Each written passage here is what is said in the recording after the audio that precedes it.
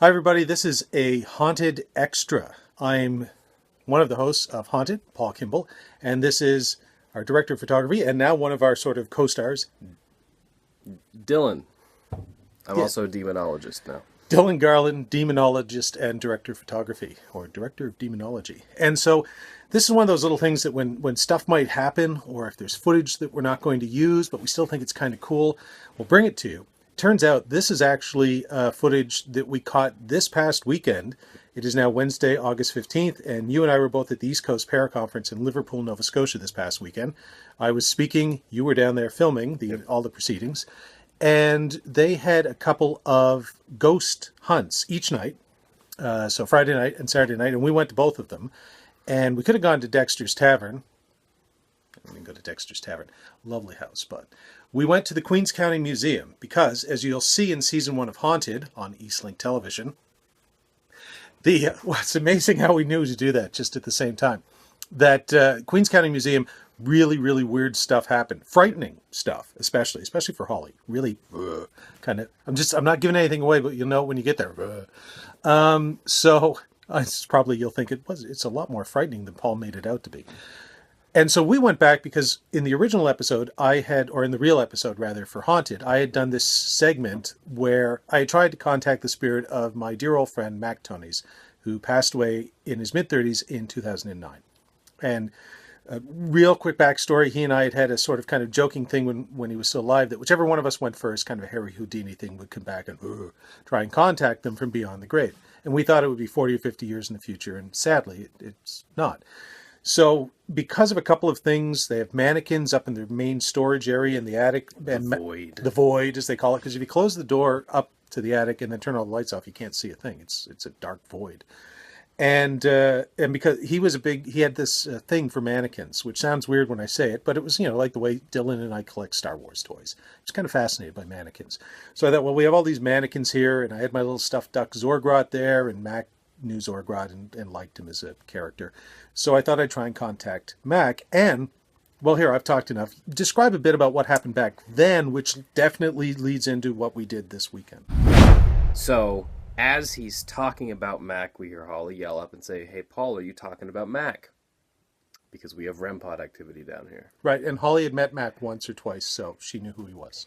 It was almost immediate that we had started the investigation, first thing we do, and then the second you talk about Mac, it goes off. So we go down there and we start asking, Paul starts asking questions. And it's going off in a way it's not supposed to. No. That's important. The way the REM-Pod works is that it has 4 main bulbs on the top. I believe it's red, yellow, green, and blue. Yep. And the idea is that it'll go off if anything's nearby it. So if I stood by it really close, it would kind of go off. Or if, in theory, something else was there, it would go off. Or if you held your cell phone up to it or your walkie-talkie. I mean, we discovered there's a whole bunch of things that'll set it off. Yeah. Now, though, there's a smaller light on it that tells us the temperature changes. So if it gets colder in a room, it'll bleep once. It'll show a blue light for about 2 seconds. If it gets hotter, it'll show red. It'll go beep for 2 seconds, red light. It was blue, but constant. And it was beeping constantly. The only way that it would do that is if it was so cold that it was just dropping degrees for probably what was 30 minutes straight. Yeah. Shouldn't do that. Hasn't done it since. No, it never, whatever we experienced the first time in the Queens County Museum, it never acted like that anywhere else, anytime else, ever again. Until we went back to the Queens County Museum. Oh, and the thing in the original, the actual episode of Haunted, which you'll see on Eastlink TV, is that we did a bit of a call and response thing. Yep. So I'm a big Star Trek fan. The original series, there's an episode with Captain Christopher Pike, and he's all burned and everything, and he's sitting in a wheelchair that comes up to here, and the only way he can respond is if you ask him. It was 1 beep for yes, and 2 beeps, beep, beep, no. Like, should Spock steal the ship? Beep, beep, no. So I said, well, cool. Here we have this thing. Mac, I'm going to ask you some questions, if it is Mac. Beep once for yes, beep twice for no. And we actually did a call and response kind of thing, and it worked. Like some of the questions, and you'll see in the episode on Eastlink TV, get it up there, we see that. So, okay, really weird, really cool. The machine is not supposed to be functioning like that. So we go back to the Queens County Museum this weekend. Mm-hmm. Weird stuff happens. We split up into different groups, and I went up into the void. So Dillon was down with the sort of people that were in the ghost hunting group, which they sort of paid some money, and you can come do the ghost hunt. Yep. And I was upstairs because I wanted to go back in the void. And so I was just up there, and I was thinking of Mac. And I was saying, this is, maybe as close as I've ever come to seeing my old friend again. And I said, you know what? We had all our gear with us. I'm going to go down. I'm just going to put it back in that main activity room, away from everybody else. And it was towards the end of the night. I'm going to see what I can see. So I put it down there, and I said, if the spirit of Mac Tonnies is here, contact me, interact with me. Beep, blue light, nonstop blue light. Hasn't done it ever since. So this is only the second time. So I yelled to Dillon, and I said, Dillon, because he was in a different room with the main group. Ryan Sprague was there with him, and Greg Bishop and all the other people. And I didn't get a response from him, but we heard something, because everybody in the room heard something. Now here's kind of the weird part. But it wasn't me. No, it wasn't you, because we heard a little girl say, hey. It was kind of like, hey. It wasn't you. I've been yelled at enough by you through Haunted. I know what you sound like. It wasn't you. And the other investigators that were there with us that night said that it sounded like a little girl. For some reason, it was only me and Ryan that stood up and walked out. And then that's when I heard you say, Dillon. And you were in there with the blue light. Because I was still yelling. Yeah. I can't stress enough, too. I'd yell at him things like, Dillon, you are awesome. They're going to love you on Eastlink TV. Dillon, there's probably a demon in your bathroom. Well, that was Holly.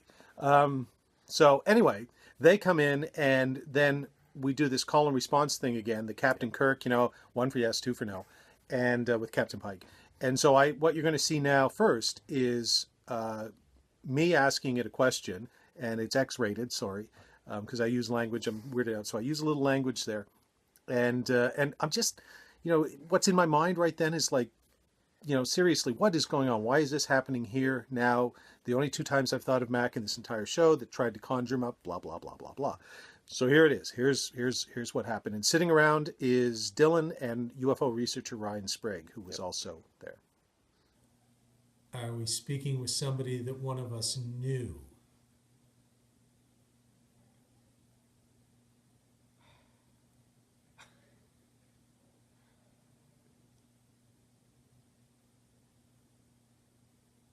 Are you Mac and you're just fucking with me? Oh. Wow. Okay, that, are you just fucking with me? Beep. So that's a yes. And as, I think I said at the time, I'm taking that as a yes, because it just was like that beep. Yeah. So Ryan, you can hear, so that's Ryan going, oh my God, or whatever, like sort of beyond his realm of experience, because he's a UFO guy. And then we were joined by Greg Bishop, who wandered into the room because he's, what are you guys doing in there? And we explained to him what we were doing. And he looked down, he saw that, we didn't ask him any questions. It was still this solid blue light going on. And, he said, well, okay, see if you can do it again. And what you're about to see now is Dillon, I think it was you, right? I believe so. Yes. Yeah. And Dillon asked it a question because Dillon's like, yes, yeah. Yeah, because we had this thought, what if it's just this room? What if it's just this place? Maybe there's something here, and who knows what it is that's causing it to do this. I don't know. Weird, but so Dillon said, is there some other way you can, well, here, you'll see the footage, and here it's Greg Bishop is now in the room, as well as Dillon and me, and Ryan Sprague is still there. So here we go. It is Mac we're talking to. Is there any other way that you can show us that you are here, that the afterlife exists? I'm not too sure what the deal is between you. Okay? So, yeah, okay, there you go. That it responded to me, and it responded to Dillon. Yep. And Dillon, you said while we were sort of watching it back here, you said you had something you wanted to add in there too? Well, I was just reminded while we were watching it because there were 10 people in Queens that night. Mm-hmm. And 2 of them were paranormal investigators from, I believe, St. John, New Brunswick. Yes, Loyalist Paranormal. Yes, 2 great people that were really fun to work with that night. They heard it. The hey that I mentioned before, Linda heard it. Mm-hmm. The other 2 people in the room heard it. I can't remember their names right now. The 3 people that got up and went into the activity room to go talk to you or to see what was going on was the 3 people with either direct or indirect connections with Mac. Now, I've never met Mac. I didn't have the pleasure of meeting him while he was alive. but I was there when you first kind of made contact. I was a part of that. Whoa. I believe Ryan, you. Sorry. You all right? We're Good. We're not sitting on the firmest of furniture here, so it's Tote bins. Yeah, tote bin. So I might have just anyway. Ryan mentioned that he used him in his book, I believe. Some Yes. Of his, and Greg, obviously Knew him personally. Yeah. And, yeah. No one else went in the room that night. It was just us four that felt the need to go into the activity room, and I thought that was interesting. This is not funny stuff, folks, but I think my seat is just we're just gonna. It is kind of funny. It's fun, but my seat was just sort of falling down there. So that's how we roll in Haunted. So yeah, and you know what? Earlier in the evening too, they'd heard a little girl crying too in the same room, which we can't get into now. Nope, but we'll save I'll that put that up later because we probably have a recording of that. That I could hear that from the void, what they heard. So anyway, weird stuff had been happening all night. So we decide, well, okay, let's see if we can get it happening some other place with the REM-Pod. And so we took it up, which we didn't do in the episode in the series. We took it up to the void. And while most of the ideas that you'll see in Haunted, like 99% of them, the good ones are mine, 1% of them are his. And so every now and then, 1%, maybe 2. So every now and then Dillon comes up with a really good idea, more than that. And this time he did. He had the idea to put... As a joke, because I'm a bit of a prankster sometimes. That's why we get along. Yeah. I saw a mannequin that was kind of our height, I would say. Yeah. Like where its head would be is where our heads were. Mm-hmm. And it seemed like the round part where the neck was would fit the REM-Pod perfectly. So as a joke, I say, this will be funny. I'll put the REM-Pod on as if it's the head of the mannequin. Sure enough, the second I place the REM-Pod on the head of the mannequin, it goes blue again. It starts consistently lighting blue. And what's weird about that is the void is hot. That is like, it's a sauna up there. Right. I had the REM-Pod on while we were walking upstairs because I wanted to see what the temperature change was from the activity room to the void, because it is night and day.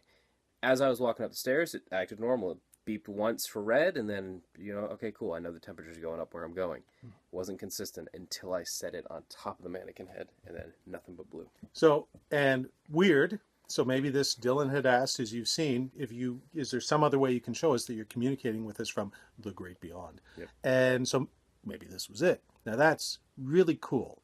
And then what happened next, after we sort of talked about it for a bit, is, well, as they say on those old variety shows, here you go.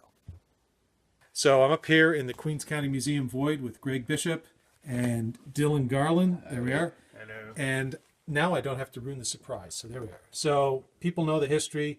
Me here, the first time we were here, I'm trying to communicate with my old friend Mac, who's passed away years ago.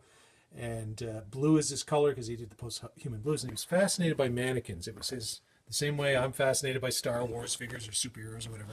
So there's nothing but mannequins up here, tons and tons of mannequins.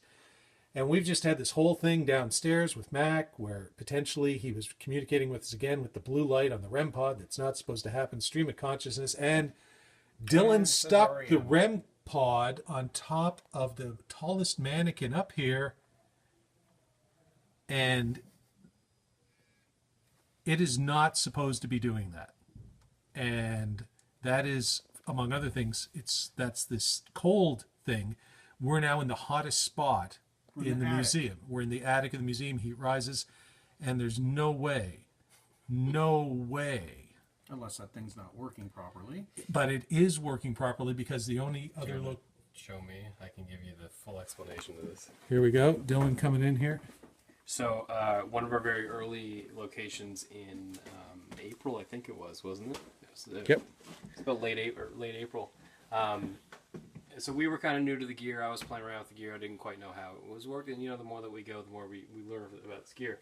This was doing this last time we were here when we were actually shooting Haunted. It has not done it since. We've tested it. We've tried it. And we've put it in places just to see, like, okay, if the temperature changing. The idea behind the light there, the blue light, is that it'll go blue if it's getting colder. It'll go red if it's getting hotter. But it'll only go bleep, just to let you know, to look down, say, okay, cool, it's getting colder. Okay, cool, it's getting hotter. Never solid. It should never be solid. And we've tested it because we were curious, is it malfunctioning or whatever. And the only place that it does it, and the only time that it does it, is if it's related to Mac Tonnies and here with all the mannequins. And it's not even beeping now. You put it on top of that mannequin, and Immediately, like went right when I blue. let go. It wasn't doing anything until you did that, and then boom, it's on the mannequin. That's not Turned quite blue true. and it started beeping. It did.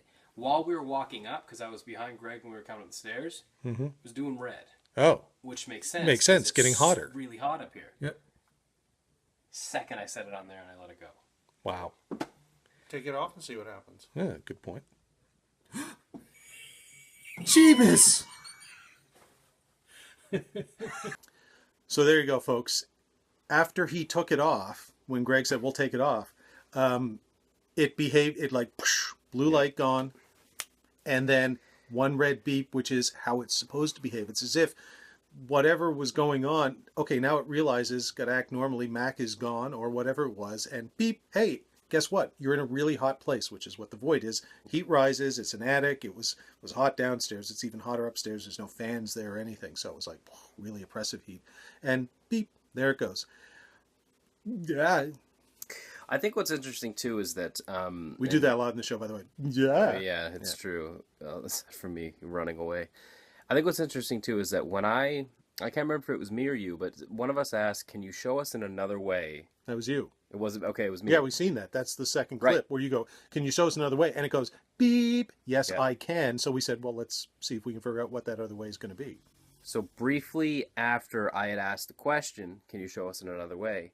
we heard, you probably can't even hear it on camera, but we heard a knock upstairs. No one was in the void. Right. We were all downstairs. And we all realized, I forgot about the people that knew the void knew that knock came from the mannequin side, because it Right. was kind of behind me, and behind me was the mannequin side of the void. Right. That's, sorry, sometimes It got you our forget- attention. So much stuff going on. It's funny, 8 different people can see the same event and each one can focus on a Yeah. different aspect of it. I remember that, and it's on camera. And we all went, okay, maybe something is telling us this is, we didn't do it at random. No. We didn't go put it in the parking lot or, go play volleyball with it. Speaking of random, where did I come up with that? We said, that knock, off we go. Yep. So, what to make of all that? Don't know. All I know is the Queens County Museum. If you're in Liverpool, Nova Scotia, you might want to drop by with your EMF detector or an open mind, or both, and see what you can experience. Linda Rayfuse and the crew there will be happy to have you because they're big into this ghost thing. But for us, it was like going home again. And Weirdly. yeah, Yeah. weirdly. I mean, we could have gone out drinking, which is what you usually do at these conferences, but we decided we're going to go ghost hunt. I don't know if I've got more mature or not, but I thought this is how I'd rather spend my evening. Yeah. And the truth is, Spirits on the Mersey, lovely bar downtown. And I think it was karaoke night, but this was more entertaining. Spirits in the Mersey, fun time. Yeah, Spirits at Queens, right. better time. Which is on the Mersey, so Spirits on the Mersey. And now, because I just mentioned karaoke, Dillon and I will sing Nothing. Good, cool. Yeah. Now I do have one thing to add to that too, because the 2 times that we've had this blue light go off was in Queens. Mm-hmm. So statistically speaking, on a technical level, you're going to think, oh well, maybe it's just the location. Maybe there's plumbing or something's weird that it's catching. We tried it a 3rd time because the second night of course. Queens, the second night of Paracon, they had a second ghost hunt at Queens, and I wanted to go back because I still have questions. We tried it again. Paul asked, "Mac, are you still here? Mac, can you come talk to us?" Nothing. Right. And you'll remember, before I did that, I said, I actually kind of hope we get nothing. Because if we get something, maybe it means there's something about this place. Although I still would have found everything that had happened weird, and maybe it wouldn't be an explanation. But I said, if we get nothing right now, then it's not this place, it's not something environmental. Nope. Because we've taken into account everything else it could be. It can then only be, well, frankly, as Occam's razor would say, ghosts. Anyway, that's the kind of stuff you're going to see on Haunted. This has been a Haunted special, a little bonus footage or whatever you want to call it. Because, folks, just because we turn the cameras off when we're shooting in the film crew, it turns out the haunting isn't necessarily about the places we go. We're haunted, too. I wasn't, Sorry about that. but I am now. I'm haunted by ghosts. He's haunted by demons. It's a totally different He thing. hasn't bugged me for a while, though. That's I think true. I left him in Yarmouth. Yeah, you're younger too. I'm haunted by the extra 25 years I have on you of all the horrible things I've done. Anyway, remember, you can see Haunted, and you can be haunted too, coming this fall. Where's he going? Oh no, I'm all alone. This is, oh, he's On back. Eastlink. On Eastlink.